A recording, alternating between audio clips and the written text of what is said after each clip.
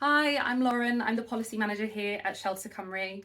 Next year we have a Senedd election and it is going to be the most important election affecting housing and homelessness that we've seen in Wales for a generation.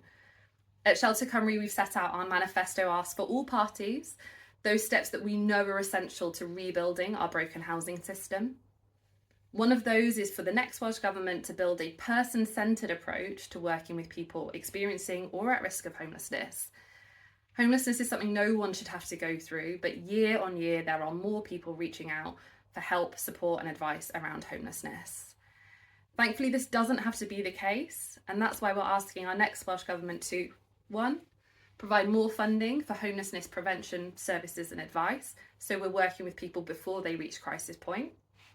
2.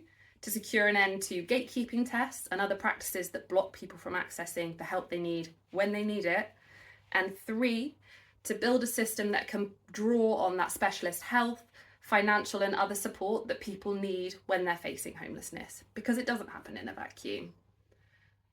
I know that there's no quick fix, but change is possible.